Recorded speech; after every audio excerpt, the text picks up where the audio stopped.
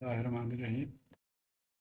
जब से ईरान के ऊपर अमेरिका ने ये बंकर बस्टर बम गिराया, तब से ख्वाहिश रही दिल में कि इसको समझे तो सही कि ये है क्या। तो मैं थोड़ा बहुत उसमें रिसर्च किया और आपको भी शेयर कर रहा हूँ। तो इस सबसे पहले तो ये समझें कि बंकर किसको कहते हैं। ये बंकर है जो आमतौर पर कंक्रीट का बना होता है, जिसके अंदर आप छुप सकते हैं ड्यूरिंग द वॉर, और ऊपर से कोई गोलाबारी हो तो इसमें बचत हो जाती है। तो इसको तोड़ने के लिए जो बम इस्तेमाल होता है उसको बंकर तोड़ बम मेरे ख्याल में उर्दू में कहेंगे। अंग्रेजी में इसको बंकर बस्टर बम कहा जाता है। अच्छा, ये कुछ साइट्स ईरान के हैं जो अमेरिका ने आइडेंटिफाई किया कि यहाँ पे ईरान जो है वो न्यूक्लियर एक्टिविटी यहाँ पे कर रहा है। जो सबसे इम्पोर्टेंट है ये जगह है फोर्डो।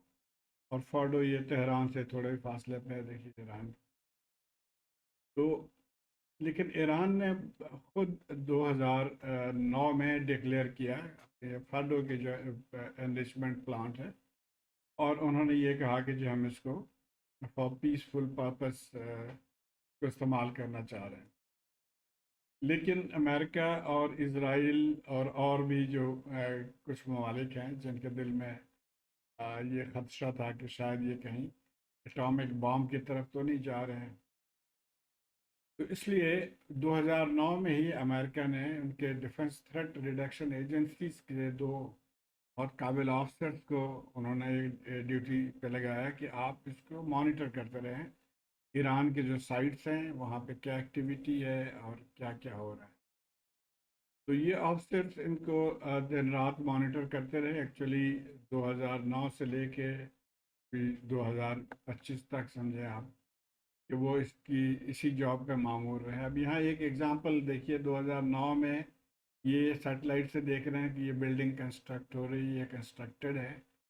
लेकिन जब 2011 में उन्होंने इसको दोबारा मॉनिटर किया, या मॉनिटर तो कर ही रहे थे, तो उन्होंने ये देखा कि जी इसके ऊपर भी मिट्टी डाल दिया गया है और ये भी मिट्टी में छुपा दिया गया है। तो इससे उनके शक में और इजाफा हुआ कि यहाँ पे ज़रूर कोई ना कोई ऐसी एक्टिविटी है जिसको ख़ास तौर पर मॉनिटर करना ज़रूरी है। 2003 में जब अमेरिका ने इराक पे को इन्वेड किया, हमला किया, तो उस वक्त उनके पास बंकर बस्ट बॉम्ब्स जो थे वो लो कैपेसिटी के थे।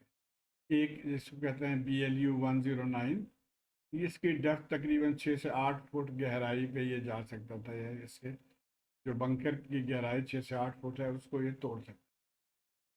और उसके बाद और ये 1985 वर्जन इनके पास है। उसके बाद 1991 में उन्होंने GBU-28 जो है वो बनाया, और ये तकरीबन 20 फुट तक की गहराई पे ये जाके बंकर को तबाह कर सकते। लेकिन फिर भी इस जंग में रियलाइजेशन हुई उनको कि ये काफ़ी नहीं है, उनको इससे बड़े साइज़ के वेपन्स चाहिए। तो उनके प्लानर्स ने ये दो बॉम्ब्स जो है वो अप्रूव किए। एक को कहा जाता है मैसिव एयर ब्लास्ट बॉम्ब, या MOAB, या मदर ऑफ ऑल बॉम्ब्स। ये ओवर द सरफेस बॉम्ब है, यानी इसके ये जो फ्यूज है जो ही ज़मीन से टकराए तो ये फट जाता है और आगे पीछे जो भी एरिया है उसको ये तबाह कर देता है। इसकी एक्सप्लोसिव जो है वो तकरीबन 11 टन TNT के बराबर है। जो हिरोशिमा में जो बॉम्ब गिराया गया था उससे भी ज़्यादा है। वो 9 टन था, ये 11 टन। लेकिन आज हम जिस बॉम्ब की बात करेंगे वो ये बॉम्ब है। ये इसको कहते हैं मैसिव ऑर्डिनेंस पेनिट्रेशन बॉम्ब, यानी वो बॉम्ब जो कि बंकर्स को तोड़ सके, बंकर से पेनिट्रेट करके और अंदर जाकर उसको तबाही मचा सके। अच्छा, इसके कुछ फीचर्स यहाँ पे दिए हैं, एक एक करके हम इसको देखते हैं। सबसे पहले इसकी नाम हम देख लेते हैं। GBU का मतलब होता है कि गाइडेड बॉम्ब यूनिट, यानी इस बॉम्ब को गाइडेंस की ज़रूरत होती है, गाइडेंस के ज़रिए इसको टारगेट तक पहुँचाया जाता है। और इसकी हाइट 20.5 फीट है तकरीबन, ये 4 बंदों जितना हाइट है इसकी।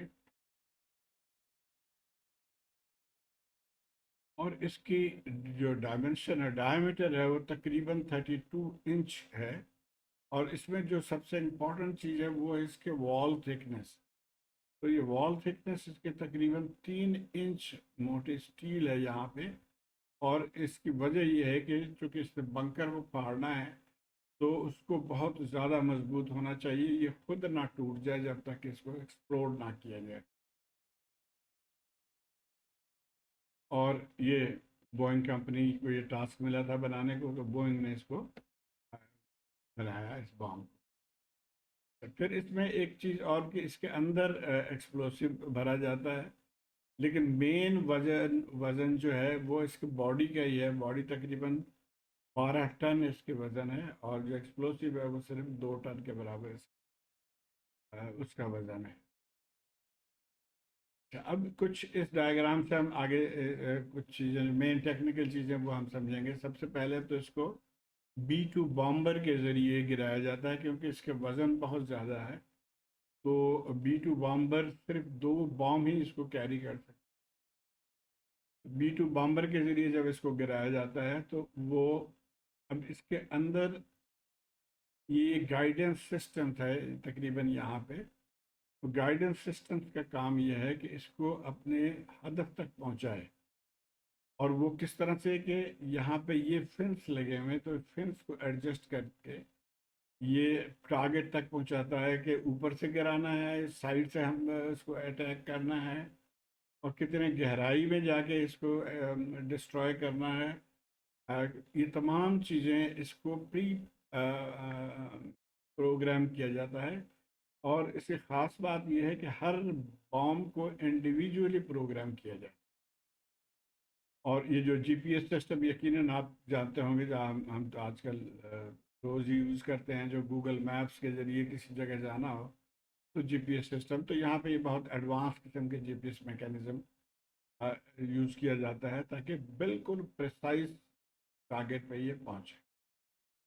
ایک چیز اور کہ جیسے جیسے یہ میزائل ہے تو میزائل کے پیچھے ایک پروپلشن سسٹم ہوتا ہے جو بارود برسٹ کر کے اس کو پش کرتا ہے آگے کی طرف. اس بام میں اس طرح کی کوئی سسٹم نہیں ہے پش کرنے کا، صرف گریوٹی سے اپنے وزن سے یہ نیچے جاتا ہے. اور اس کو اسپیڈ اچیو کرنے کے لیے اس کو تقریباً اتنے ہائٹ سے 4000 فٹ یا 12 کلومیٹر اوپر سے ڈراپ کیا جاتا ہے. اور جب یہ زمین پہ یا بکر تک پہنچتا ہے تو اس کی اسپیڈ تقریباً 1000 فٹ پر سیکنڈ، یا اس کو نیئر سپر سونک ویلوسٹی یعنی آواز رفتار کے قریب یہ پہنچ جاتا ہے.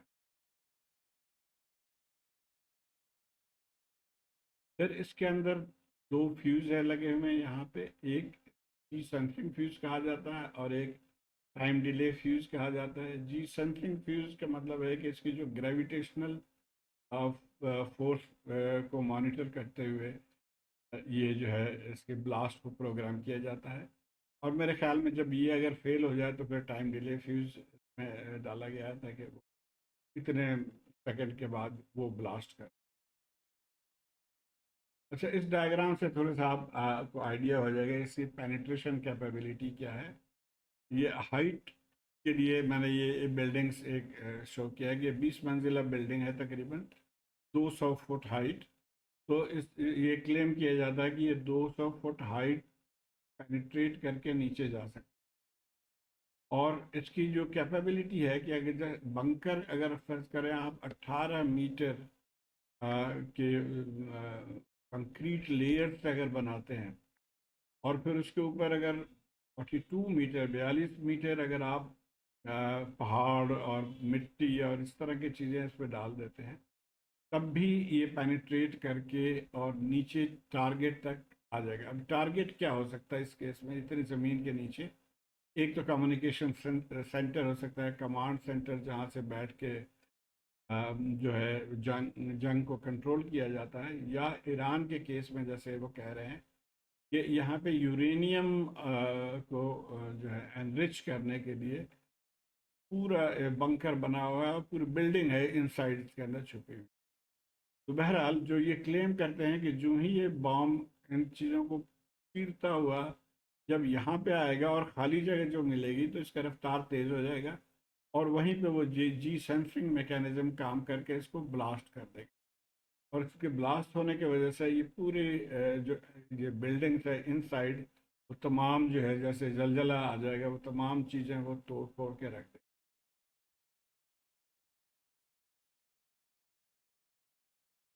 اچھا، اب اس کی کاسٹ کے بارے میں ہم دیکھ لیتے ہیں۔ تقریباً اتنا بنتا ہے پاکستانی روپی میں 500 ملین ڈالرز کے ڈیولپمنٹ کاسٹ ہے۔ بعد میں جب انہوں نے پروڈکشن زیادہ کی ہوگی تو یقیناً صحیح ہوگی۔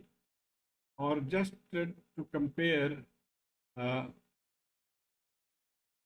یہ آپ ذہن میں رکھیں کہ دبئی کا جو برج الخلیفہ ہے جو بہت ہی مشہور ہے اور جس میں یو اے کے لوگ بہت پراؤڈ فیل کرتے ہیں، کی کاسٹ ہے 1.5 بلین۔ تو میرے حساب سے I don't know، ہو سکتا ہے غلط بھی ہو، کہ 3 بام کی قیمت میں یہ ایک بلڈنگ تیار ہو سکتی۔ اب اس بام کو ڈراپ کرنے کے لیے اسپیشل جہاز، جیسے میں نے پہلے بھی بتایا تھا کہ اس کو B2 بامبر استعمال کیا جاتا ہے، اور یہ بھی صرف 2 بام کیری کرتا ہے۔ B2 بامبرس امریکہ نے بہت پہلے بنا لیا تھا اور قسم کے بام ڈیلیور کرنے کے لیے، اور یہ اسٹیلتھ ہے، یعنی اس کو ریڈار اس کو کیچ نہیں کر سکتا، اس کی ایک خوبی یہ بھی ہے۔ تو 1988 میں اس کو بنایا تھا، اور اس وقت اس کی کاسٹ، یا آج کے دن پہ اس کی کاسٹ تقریباً 3.5 بلین ہے۔ تو اس سے بھی 2 سے زیادہ برج خلیفہ بنایا جا سکتا۔ اچھا، یہ جو بام بنا کے انہوں نے رکھا ہوا تھا اس کو اب کہیں استعمال نہیں کیا، سوائے کہ اس کو گراؤنڈ ٹیسٹ کرتے رہے اپنے جو ڈیزرٹس میں، اپنے پہاڑوں میں، اپنے جو ٹیسٹ فیلڈس ہیں وہاں پہ، لیکن فزیکلی کسی جگہ کسی بام اس بام کو استعمال نہیں۔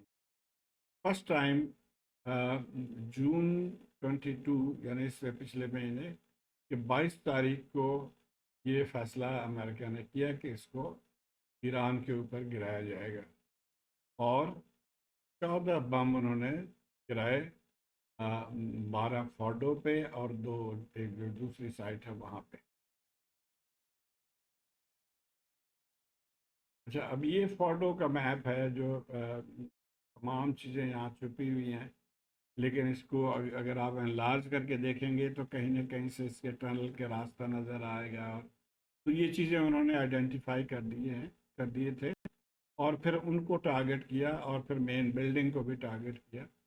تو 12 عدد بام یہاں پہ گرایا، اور جو اپیرنٹلی جو پکچر آ رہے ہیں سیٹلائٹ سے وہ کچھ اس طرح کے ڈیمیج ہوئے ہیں، دیکھیں 1 2 3 ہول یہاں پہ اور 3 ہول یہاں پہ 6۔